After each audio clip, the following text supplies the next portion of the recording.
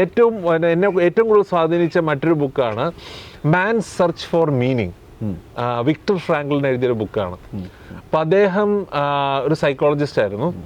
അപ്പോൾ അദ്ദേഹം ഈ നാസി തടങ്കൽ പാളയത്തിൽ എത്തപ്പെട്ട ഒരു വ്യക്തിയാണ്. അപ്പോൾ അവിടുത്തെ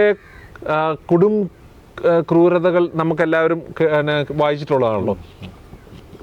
അപ്പം അദ്ദേഹം മനസ്സിലാക്കിയൊരു കാര്യം, അവിടെ എത്തുന്ന സമയം മുതൽ അവിടെയുള്ള ആളുകളെയെല്ലാം അവരുടെ ഡ്രസ്സ് മൊത്തം മാറ്റി, ശരീരം മൊത്തം ഷേവ് ചെയ്ത് അവരുടെ ദേഹത്ത് ഒരു നമ്പർ അടിക്കും. അപ്പോൾ അവരുടെ ഐഡൻറ്റിറ്റി മൊത്തം കളഞ്ഞ് അവരെ ഒരു നമ്പർ മാത്രമാക്കി ഒരു മനുഷ്യന് എക്സിസ്റ്റ് ചെയ്യാവുന്ന ഏറ്റവും വേഴ്സ്റ്റ് ലെവലിലേക്ക് അവരെ കൊണ്ടുപോകും.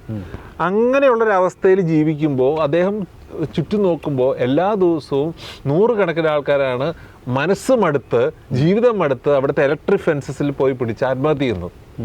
പക്ഷെ അദ്ദേഹം ഒരു സൈക്കാട്രിസ്റ്റ് ആയതുകൊണ്ട് തന്നെ അദ്ദേഹത്തിന് വളരെ ക്യൂരിയസ് ആയി, എന്തുകൊണ്ട് മറ്റു പല ആളുകൾ വളരെ സ്ട്രെയിഞ്ച് ആയിട്ടുള്ള, ഔട്ട്സ്റ്റാൻഡിങ് ആയിട്ടുള്ള ബിഹേവിയേഴ്സ് ഡിസ്പ്ലേ ചെയ്യുന്നു. ഫോർ എക്സാമ്പിൾ, അവർക്ക് 20 മണിക്കൂറൊക്കെ ജോലി ചെയ്യേണ്ടി വരും. അവർക്ക് ആഴ്ചയിൽ 1-2 തവണയായിരിക്കും ഭക്ഷണം കൊടുക്കുന്നത്. അപ്പോൾ ആഴ്ചയിൽ എനിക്ക് കിട്ടുന്ന ആ ഒരു 1-2 ബ്രെഡ് കഷ്ണം പോലും എന്നേക്കാൾ വയ്യാത്ത ആളുകൾക്ക് കൊടുക്കാനുള്ള മനസ്സ് കാണിക്കുന്ന വ്യക്തികൾ.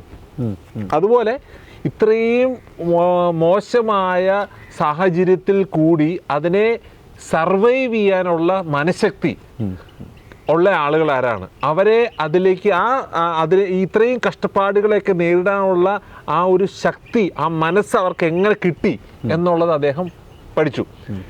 അദ്ദേഹം മനസ്സിലാക്കിയൊരു കാര്യം ഇതാണ്, നമുക്ക് ഒരു അർത്ഥമുണ്ടാവുമ്പോഴാണ്, ജീവിതത്തിലൊരു അർത്ഥമുണ്ടാവുമ്പോഴാണ്, നമ്മുടെ ജീവിതത്തിലൊരു മീനിങ് ഉണ്ടാവുമ്പോഴാണ് ഏത് കഷ്ടപ്പാടിനെയും അതിജീവിക്കാൻ സാധിക്കുന്നത്.